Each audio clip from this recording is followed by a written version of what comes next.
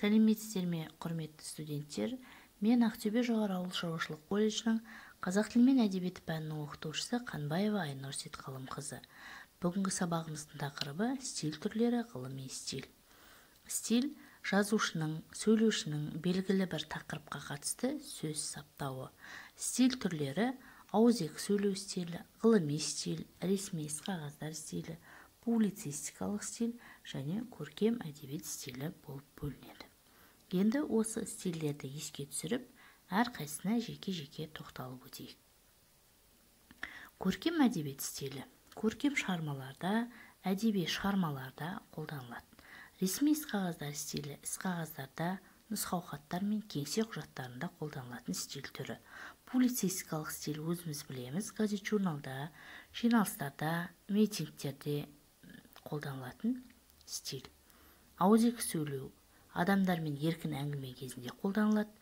Бүгінгі өзіміздің өткелі отырған ғылыми стиль, ғылыми еңбектерде, ғылыми баяндамаларда, лекцияларда, ғылыми оқулықтарда қолданылатын стиль түрі.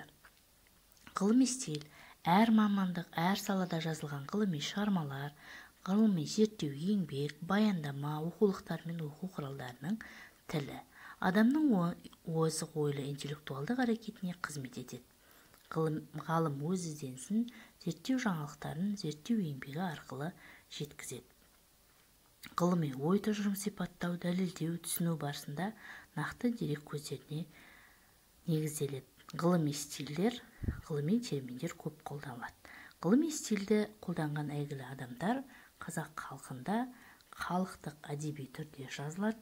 Бұл стиль қазақ елінің қайталанбас тұлғасы Мұхтар Әуезов қолданған, оған мысал Абай жолы роман-эпопеясының дәлел. Сонымен қатар жазушының шығармаларынан бөлек ғылыми стильді Пушкин, Лермонтов, Белинский де қолданған екен. Мына көрсетілген мысалда әр сала бойынша ғылыми стильде жазылған сөйлемдер берілген. Мысалы, химия саласы бойынша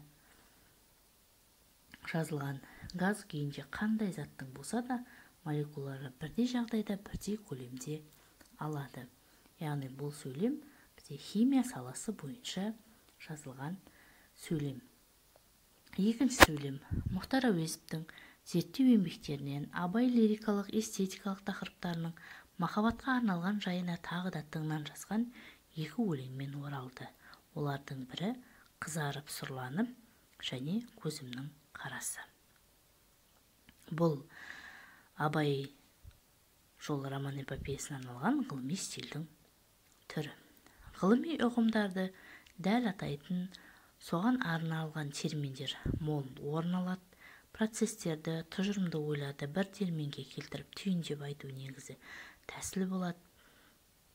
Мысалға, соңғы Белинскийдің мына бір сөзінен аңғаруға болады деген сөйлемде сөйлемдердің құрылымдық түрлері көп жұмсалып, оған өзіндік ерекшелік береді.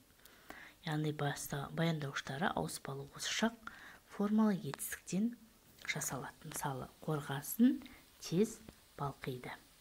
Ырғызсыз етістіктен жасалған баяндауыштар көп жұмсалады. Мысалға, бидай құнарлы жерге егіледі. Сонымен қатар процестерді, тұжырымды ойларды белгілі бір терминге келтіріп айтады. Енді сіздерге берілген тапсырма стиль түрлерін ажыратып дәлелдеңіздер. Мына жерде барлық стиль түріне мысал келтірген әр стильді ажыратыңыздар. Емен ұзақ жылдар бойы өсе береді. Ол 1500 жылға дейін созылады. Жалпы емен жылы сүйгіш ағаштар қатарына жатады. Жәкіш қып-қызыл болып кетті. Алғашқыдағыдай тұмсығы тершіп қыбышықтай берді. Өз қалауыммен жұмыстан босатуыңызды сұраймын. Кеше сабаққа бардың ба? Үйге қандай тапсырма берілді? Ережелерді жаттауға берілді. 9 мамыр жеңіс күні қарсаңында елбасымыздың жарлығымен халқымыздың аяулы ұлы Рахымжан Қошқарбаевқа халық қаһарманы атағы берілді. Міне, осы сөйлемдерді сәл ғана ойлансаңыз, дәл қай стильге жататынын еш қиындықсыз ажыратып дәлелдеуіңізге әбден болады. Енді келесі тапсырма тест сұрақтары. жалпы стиль түрлеріне арналған тест сұрақтарына жауап жазыңыздар.